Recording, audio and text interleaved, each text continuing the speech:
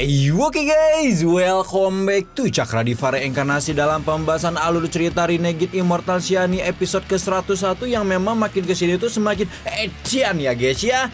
Nah, seperti biasa kita review dulu pembahasan alur cerita episode sebelumnya di mana Wang Lin telah masuk ke bagian dalam makam Sujaku dan berhasil menemukan serta mengambil jiwa Limuan dengan susah payah dari dalam celah kehancuran makam. Sementara Wang Lin OTW ke gerbang makam Ye Wuyo tempat para kultivator lain sudah menunggu, ternyata Yun Kueji juga sudah berada di sana dengan bantuan formasi penerobosan yang dirapal oleh para leluhur klan peninggalan abadi. Selain Yun Kueji, dua kadernya, duo murid Zhu Kueji, dan juga boneka yang menampung sebagian kesadaran Tuosan telah ada di sana di mana sampai saat ini Wang Lin masih belum mengetahui identitas serta niatan ahli misterius itu kepadanya. Nah, di episode kali ini kita akan melihat upaya Wang Lin memasuki makam Ye Wuyo sesuai arahan Abah Situnan. Responnya setelah mengetahui ahli aneh itu sebenarnya Tuosan, serta niatan licik Yun Kueji untuk mengorbankan Wang Lin demi mendapatkan kristal bintang dan menyelamatkan klannya. Gimana cerita selengkapnya? Langsung aja tuh kita terobos. Setelah melihat Wang Lin benar-benar sampai di gerbang makam utama ini sesuai dengan prediksinya, Yun Kueji pun tidak menahan diri untuk menyapa pemuda yang sempat menjadi salah satu kader Sujaku barunya, namun tampak tidak menunjukkan kepatuhan seperti halnya kader-kader yang lain. Wang Lin meskipun tidak memiliki niat untuk menerima pengkaderan Yun Kueji, tetap memberikan penghormatan pada orang yang pernah memberikan bantuan kepadanya tersebut dan menyerahkan banyak patung batu yang telah dia ukir setelah memasuki ranah transformasi jiwa. Wang Lin menjelaskan bahwa tujuannya berada di tempat ini hanya mengambil jiwa kehidupannya, seolah ingin memberitahukan Yun Kueji bahwa dia tidak tertarik dengan hal apapun yang leluhur klan peninggalan abadi itu rencanakan. Namun baru saja terlepas dari Yun Kueji, Wang Lin malah mendapatkan pelototan penuh cinta kasih dari ahli misterius yang sempat dia lihat di gerbang masuk makam Sujaku. Tatapan kejam yang ahli itu lemparkan kepadanya membuat Wang Lin merasa merinding remang-remang bulu ketek, di mana selama kehidupan Taoismenya hanya satu orang yang bisa membuatnya merasa tergoncang seperti ini, dan orang itu tidak lain adalah sang dewa kuno Tuosan. Setelah Wang Lin menyadari identitasnya, Tuosan yang masih berada di tanah dewa kuno segera tertawa kecil sebelum berkata bahwa Wang Lin tidak akan bisa lari kemanapun setelah dia terbebas dari tempat ini.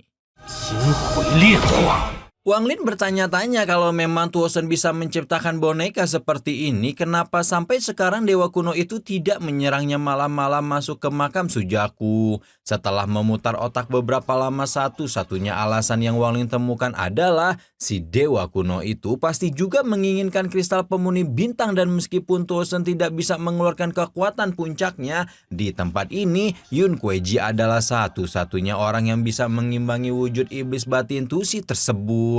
Sementara Wang Lin mulai waspada kepadanya, Tuosan justru menemukan hal menarik lain ketika merasakan aura dewa kuno yang selama ini mengganggunya sebenarnya berasal dari tubuh Qian Peng. Sementara Wang Lin dan Tuosan sama-sama menahan diri mereka, makam Sujaku sekali lagi mengalami keruntuhan yang lebih parah sehingga Yun Kueji pun mengajak semua orang untuk melepaskan serangan ke pintu makam agar bisa membobol pintu tersebut sebelum alam luar ini benar-benar runtuh. Ahli lain memutuskan untuk mengikuti Yun Kueji sebagai ahli terkuat di sana dan berhasil melubangi pintu makam sebelum berbondong-bondong menyerbu masuk ke dalamnya, tepatnya ketika alam di luar gunung benar-benar mengalami kehancuran. Begitu memasuki area terdalam makam Sujaku, Wang Lin disambut dengan lautan berwarna emas dan bangunan megah dengan warna yang sama di tengahnya, sebelum akhirnya menyimpulkan bahwa bangunan itulah yang disebut Abah sebagai makam Ye Wuyo. Sama persis dengan peringatan yang diberikan si Tunan tentang sulitnya memasuki makam Yewuyo, tepat ketika para ahli ini bergerak mendekati bangunan emas, sebuah letusan dahsyat membuat semua ahli yang mendekat dihempaskan dengan kejam. Tidak menunggu lama setelah ledakan kekuatan, Wang Lin dan ahli lain hanya bisa terbagung-bagung tatkala melihat sesosok raksasa emas menyembul dari dalam laut, di mana kekuatan raksasa emas itu tidak lain salah lagi, pasti lebih tinggi dibanding ahli transformasi jiwa biasa. Tanpa banyak babi bu, raksasa emas mengeluarkan pedangnya dan mengayunkan pedang emas itu ke arah Yun Kueji sebagai ahli yang saat ini berada di barisan paling depan. Karena Yun Kueji pada dasarnya memang seorang ahli ranaan Sendan, leluhur kedua klan peninggalan abadi itu bisa menghalau serangan raksasa emas dengan mudah, di mana hanya dengan menahan serangan itulah seseorang bisa mendapatkan kesempatan untuk memasuki makam Yewuyo. Melihat sudah ada orang yang masuk ke dalam, boneka Tuosen yang kita panggil aja dia Trisen juga tidak mau membuang banyak waktu dan segera menerobos untuk menerima serangan si raksasa emas. Meskipun secara fisik Trisen hanyalah ahli transformasi jiwa biasa, dengan pinjaman kekuatan tubuh aslinya, boneka dewa kuno itu pun juga berhasil melewati ujian dan melesat masuk ke dalam makam Yewuyo. Sesuai dengan apa yang dipikirkan Wang Lin, seorang ahli transformasi jiwa biasa tidak akan bisa melewati raksasa emas dengan mudah, dan karena itulah baik Zhou Wutai maupun Zixin juga tidak berdaya ketika dihempaskan sekali lagi oleh penjaga makam tersebut. Ketika itulah tiba-tiba saja Qian Peng dan Liu Mei nimbrung mendekat menekankan bahwa tebasan pedang raksasa emas memiliki kekuatan ranaan Sendan dan kroco-kroco seperti mereka pasti tidak akan bisa menahannya. Karena itulah Qian Peng mengajak Wang Lin bekerja sama. Entah kenapa meskipun mengetahui ajakan Qian Peng mungkin hanyalah jebakan, Wang Lin tanpa pikir panjang langsung menerimanya, bahkan menawarkan diri untuk menjadi orang pertama yang berhadapan dengan raksasa emas. Tanpa menunggu respon Qian Peng, Wang Lin langsung melesat maju dan membuat murid Sujaku ke-14 itu menjulit dalam hati berkata bahwa Wang Lin pasti sesumbar seperti ini karena memiliki bendera 1 miliar jiwa. Qian Peng merasa sangat senang karena Wang Lin pasti tidak sadar bahwa kesombongannya ini hanya akan mendatangkan ajal. Dan benar saja ketika Wang Lin mengeluarkan bendera 1 miliar jiwa untuk memblokir serangan raksasa emas, Qian Peng dan Liu Mei yang sebelumnya menawarkan kerjasama justru menyerangnya diam-diam karena ingin memanfaatkan ujian raksasa emas untuk menghabisi Wang Lin. Tapi ternyata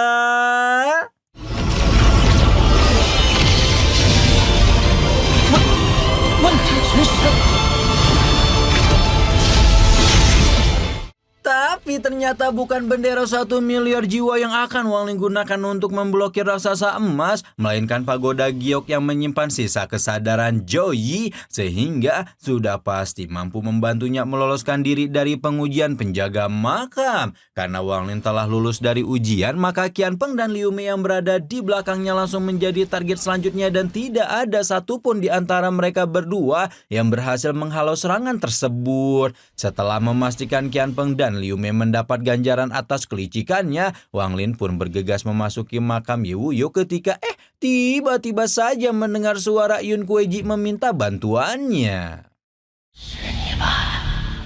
Wang Lin juga sempat melihat sebuah bulatan bercahaya yang ada di tangan patung Yewuyo dan menyimpulkan bahwa ruang rahasia di balik tabir yang menjadi asal suara Yun Kueji itulah tempat di mana kristal pemuni bintang berasal. Ketika Wang Lin masuk ke dalam ruang rahasia, Yun Kueji sudah berada dalam kondisi terluka parah, di mana penyebab dari luka tersebut seharusnya adalah pertarungannya dengan boneka Tuosen. Saat ini Yun Kueji berhasil menyegel Trisen untuk sementara, namun Wang Lin masih penasaran tentang hubungan seperti apa yang sebenarnya dimiliki Tuosen dengan Yun Kueji.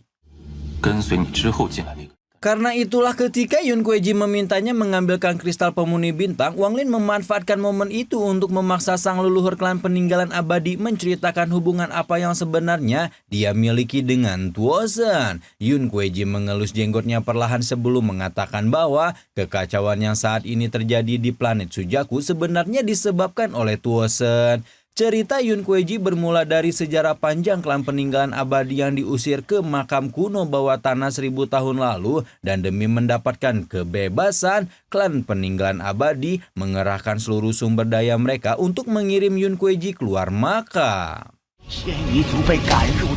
Akhirnya Yun Kueji pun memikul harapan seluruh klan peninggalan abadi dan pergi ke dunia luar untuk menjadi murid Sujaku ke-13 alias Qian Pinghai. Yun Kueji berlatih dengan sangat sungguh-sungguh sebagai murid Qian Pinghai dan berharap bisa menjadi Sujaku ke-14 melalui jalan yang benar sehingga dapat membebaskan klannya. Namun ternyata Zhu Kueji melakukan tindakan licik untuk merebut title Sujaku, dan hal itu membuat klan peninggalan abadi harus terperangkap di makam kuno 1000 tahun selanjutnya. Karena sudah tidak bisa menahan kesabaran, leluhur kuno mereka pun menyerah untuk menempuh jalan damai, dan akhirnya membuka altar kuno yang akhirnya menjadi pintu pembuka pertemuan klan peninggalan abadi dengan dewa kuno Tuosen. Dengan bantuan Tuosen, leluhur kuno klan peninggalan abadi berhasil menerobos ranah dukun 12 daun dan membobol segel Sujaku hingga berhasil membebas klannya dari penindasan ribuan tahun. Namun setelahnya klan peninggalan abadi seperti hilang akal dan terus memicu pertempuran dengan kerajaan Sujaku, di mana baru hari ini juga Yun Kueji ketahui bahwa seluruh konflik antar dua kubu tersebut sebenarnya telah direncanakan oleh Tuosen. Tujuan utama sang dewa kuno adalah kristal pemuni bintang, dan karena sekarang Yun Kueji tidak memiliki banyak kekuatan tersisa, leluhur kedua klan peninggalan abadi itu pun hanya bisa berharap Wang Lin dapat mengambil kristal pemuni bintang sebelum Tuosen. Namun baru saja Yun Kueji berkata dia sudah berada di ujung napas, leluhur kedua klan peninggalan abadi itu malah memblokir jalan pelarian Wang Lin ketika pemuda itu hendak pergi dari aula kristal untuk menyelamatkan diri. Yun Kueji memasang ekspresi masam ketika memahami bahwa Wang Lin telah menyadari rencananya dan mengetahui bahwa bola cahaya yang ada di tangan patung Ye Wuyo itu bukanlah kristal pemuni bintang yang sebenarnya. Yun Kueji tertawa puas ketika memuji Wang Lin memang layak menjadi salah satu kadernya dan menjelaskan bahwa bola cahaya itu merupakan kristal penunjuk bintang yang harus disentuh dengan harga besar demi mengambil kristal pemuni bintang yang asli. Setelah Yun Kueji berjanji akan memberikan pusaka tertinggi klan peninggalan abadi selama Wang Lin mau mengambil kristal pemuni bintang, pemilik mutiara pembangkang surga itu pun langsung melayang mendekati patung dan menunjukkan gestur seolah benar-benar ingin meraih kristal penunjuk bintang. Namun sebelum Wang Lin menyentuh bola cahaya, dia tiba-tiba saja mengajukan permintaan agar Yun Kueji memberitahu cara untuk menggunakan topi jerami, hingga membuat si leluhur kedua hampir saja habis kesabaran ketika melemparkan slip giok berisi teknik penggunaan topi jerami. Sudah mendapatkan slip giok, Wang Lin masih tampak ragu untuk menyentuh kristal pemuni bintang sampai Yun Kueji benar-benar habis kesabaran dan mengancam akan menghabisi Wang Lin kalau terus membuang waktu. Melihat Yun Kueji mulai menunjukkan tabiat aslinya pun membuat Wang Lin juga ikut tersulut dan menyebutkan bahwa awalnya dia tidak ingin menjadi musuh Yun Kueji karena amba-amba satu itu pernah menolongnya di masa lalu. Namun setelah sekarang Yun Kueji terus memaksanya mengambil kristal pemuni bintang, Wang Lin jadi yakin bahwa dia pasti harus membayar dengan nyawa untuk mendapatkannya. Yun Kueji tertawa kencang melihat Wang Lin menyadari rencananya namun sama sekali tidak menunjukkan penyesalan karena pengorbanan satu nyawa Wang Lin dapat menyelamatkan miliaran nyawa lainnya setelah dia memulihkan kristal pemuni bintang. Wang Lin agak ngeri-ngeri juga dengan pemikiran leluhur kedua klan peninggalan abadi yang sepertinya akan melakukan segala cara untuk mencapai tujuannya. Dan sesuai dengan jalan tau yang Wang Lin ambil, dia jelas tidak akan bersedia untuk sukarela masuk dalam rencana pengorbanan konyol yang Yun Kueji rancang. Yun Kueji masih tampak arogan karena bagaimanapun Wang Lin tidak akan bisa mengimbanginya. Namun sayangnya Wang Lin memang tidak berniat melawan Yun Kueji secara langsung karena dia tahu ada orang lain yang bisa melawan leluhur kedua klan peninggalan abadi tersebut secara imbang. Ekspresi Yun Kueji berubah muram ketika Wang Ling benar-benar membebaskan Trisen dari formasi penyegelannya dan membuat boneka dewa kuno itu langsung menunjukkan kemarahan ketika merangsek ke arah Yun Kueji. Nah, gelombang ledakan kekuatan yang terjadi karena pertempuran Yun Kueji dan Trisen ini ternyata justru membuat segel kristal pemuni bintang menjadi terganggu ketika patung Yewuyo terbelah menjadi dua sebelum akhirnya memuntahkan sebuah kristal bercahaya dengan banyak sisi-sisi yang tidak lain adalah kristal pemuni bintang itu sendiri. Trisen yang seolah bisa mencium aroma kebebasan tanpa pikir panjang langsung meraih kristal itu, tapi ternyata... Namun ternyata tepat ketika Trisen menyentuh kristal pemuni bintang, tubuh boneka tingkat tinggi yang dibuat Tosen itu langsung meledak dan berubah menjadi ketiadaan hingga membuat Wang Ling bergedik ngeri mempertanyakan sedahsyat apa kekuatan kristal bintang kultivasi. Nah, setelah menghancurkan Trisen, kristal pemuni bintang mulai bergoncang sebelum melesat dengan cepat melewati Yun Kueji dan entah kenapa justru masuk ke dalam akar spiritual Wang Ling. Wang Ling tidak mengetahui apa yang terjadi ketika sadarnya tiba-tiba saja terlempar ke dimensi asing yang berada di dalam kristal, di mana dimensi tersebut disebut sebagai pavilion tanda abadi. Wang Ling mengedarkan pandangannya ke segala arah sambil masih bertanya-tanya tentang apa yang terjadi hingga tiba-tiba